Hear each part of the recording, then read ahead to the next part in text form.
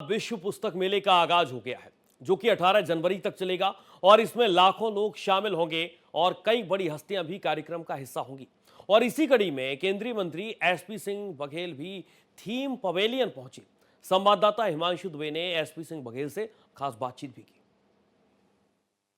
विश्व पुस्तक मेले की आज से शुरुआत हो गई है। केंद्रीय शिक्षा मंत्री धर्मेंद्र प्रधान ने आज इसका उद्घाटन किया है। हमसे खास बातचीत करने के लिए केंद्रीय राज्य मंत्री एसपी सिंह बघेल हैं, जो कि यहां पर पहुंचे हुए हैं थीम पवेलियन में। सर, अभी आज आपने यहां का निरीक्षण किया है, क्या कुछ यहां पर आपको खास लगा? और इस बार 53वां ये जो होने जा रहा है, ये जो शुरुआत हुई आज से, लाखों लोग इसमें भाग लेने जा रहे हैं।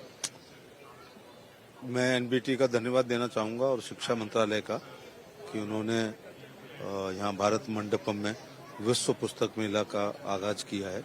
इसका सुबह ही उद्घाटन हुआ और पहले ही दिन ये कल छपेगा कि ये यहाँ शुरू हुआ है और उद्घाटन हुआ है और लाखों की संख्या में लोग यहाँ आए, जिसमें बड़ी संख्या नौजवानों की है। कहा जाता है कि व्हाट्सएप, फेसबुक, इंस्टाग्राम की दुनिया में बच्चों का बुक्स पढ़ना एक अलग क्लास है जो पढ़ रही है और ज़्यादातर यंगस्टर बच्चे हैं।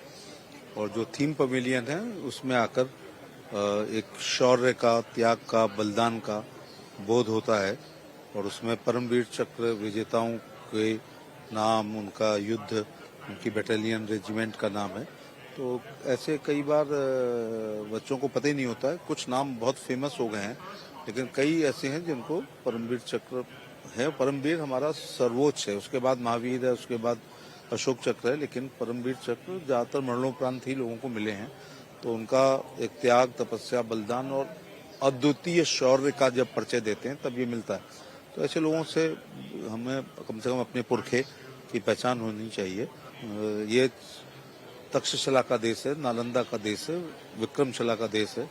जब बख्तियार खिलजी हमारी नालंदा विश्वविद्यालय को जला रहा था, उस समय गोरे लोग फावड़ा लेके ऑक्सफोर्ड की नींव खोद रहे थे।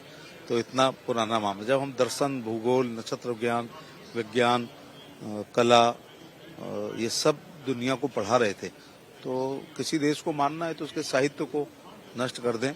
तो जितना बख्तियार खिलजी ने नालंदा को जला के, 3 मंजिला लाइब्रेरी थी, कई महीनों तक जलती रही, तो हमारा उन दिनों ये थी नहीं पेन ड्राइव, तो हमारा सारा अच्छा साहित्य तो जो जल चुका है। फिर भी बहुत बचा है और दुनिया को दिशा और दशा देने का काम भारत का दर्शन, भारत की पुस्तकें, भारत के लेखक करेंगे। मानस की एक एक चौपाई पर पीएचडी हो सकती है, गीता के एक एक अध्याय पर पीएचडी हो सकती है, वाल्मीकि द्वारा रचित रामायण पर। और ऐसे ही नहीं, हमारे दक्षिण भारत में सुब्रमण्यम भारती हों, नुवलकर हों, सबका एक बहुत बड़ा तमिल साहित्य, Tamil is the oldest script of India. तो तमिल में बहुत अच्छा लिखा गया है, बंगला में बहुत अच्छा लिखा गया है, तेलुगु में लिखा गया है, कन्नड़ में लिखा गया है, असमी में लिखा गया है, डोगरी में लिखा गया है। तो हमारे यहाँ हर क्षेत्रीय भाषा में साहित्य का सृजन आज से नहीं, 2000 साल पहले से हो रहा है। धन्यवाद सर। Thank you. देखिए, हमने बातचीत करी केंद्रीय राज्य मंत्री एसपी सिंह बघेल से। वीडियो जर्नलिस्ट धर्मेंद्र के साथ में हिमांशु दुबे, भारत एक्सप्रेस, दिल्ली।